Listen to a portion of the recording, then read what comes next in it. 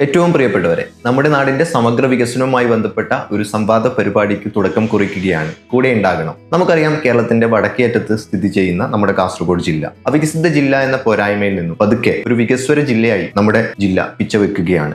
ഈ ഘട്ടത്തിൽ നമ്മുടെ ജില്ലയ്ക്ക് വേണ്ടി അഹോരാത്രം പ്രയത്നിച്ച ഒരുപാട് ആളുകളുണ്ട്. മുഴുവൻ ആളുകളെയും ഈ ഘട്ടത്തിൽ ഓർക്കുകയാണ്. ഒപ്പം തന്നെ നമ്മുടെ നാട് ഇനിയും ഒരുപാട് വികസിക്കേണ്ടതുണ്ട്. ഇതിന് നമ്മുടെ ജനങ്ങളുടെ അഭിപ്രായം വളരെ പ്രധാനമാണ്. ഏതൊരു വികസനത്തിന്റെയും അടിസ്ഥാന ഘടകം എന്ന് പറയുന്നത് ഓരോ മനുഷ്യന്റെയും അഭിപ്രായങ്ങളും ആഗ്രഹങ്ങളും തന്നെയാണ്. നമ്മുടെ സാമൂഹിക മാധ്യമങ്ങളൊക്കെ വളരെ സജീവമാണ്. നാടിന്റെ ഒരുപാട് വികസന ആഗ്രഹങ്ങളും അഭിപ്രായങ്ങളും നിർദ്ദേശങ്ങളും ഒക്കെ സാമൂഹിക മാധ്യമങ്ങളിലും മറ്റു സംവാദ പരിപാടികളിലൊക്കെ വളരെ നല്ല രീതിയിൽ ഉയർന്നു വരുന്നുണ്ട്. ഇത്തരം നിർദ്ദേശങ്ങൾ അല്ലെങ്കിൽ അഭിപ്രായങ്ങളെയും ഒക്കെ നമ്മുടെ ജനപ്രതിനിധികളിലേക്കും അല്ലെങ്കിൽ നമ്മുടെ ഈ പറയുന്ന പോളിസി ഫോം ചെയ്യുന്ന ആളുകളിലേക്കും ഒക്കെ എത്തേണ്ടതുണ്ട്. അവർക്ക് മുമ്പിൽ പ്രസന്റ് ചെയ്യപ്പെടേണ്ടതുണ്ട്. അത് നമ്മുടെ ആകെ ഒരു സാമൂഹിക ഉത്തരവാദിത്വവും നമ്മുടെ ഒരു പ്രധാനപ്പെട്ട ആവശ്യവുമാണ്. ഈ ഒരു ലക്ഷ്യം മുൻനിർത്തിയിട്ടാണ് ഇങ്ങനെ ഒരു സംവാദ പരിപാടിക്ക് ഞങ്ങൾ തുടക്കം കുറിക്കുന്നത്. അതുകൊണ്ട് തന്നെ ഈ ഒരു പരിപാടിക്ക് പീപ്പിൾസ് പ്ലാനിംഗ് എന്നാണ് ഞങ്ങൾ പേര് നൽകിയിരിക്കുന്നത്. നമുക്കറിയാം, നമ്മുടെ കേരളം, കൊച്ചു കേരളം ഈ വലിയൊരു ലോകത്തിനു മുമ്പിൽ അവതരിപ്പിച്ച ഏറ്റവും വലിയ വികസന ബദലാണ് അല്ലെങ്കിൽ വികസന മാതൃകയാണ് ജനകീയാസൂത്രണം എന്ന് പറയുന്നത്.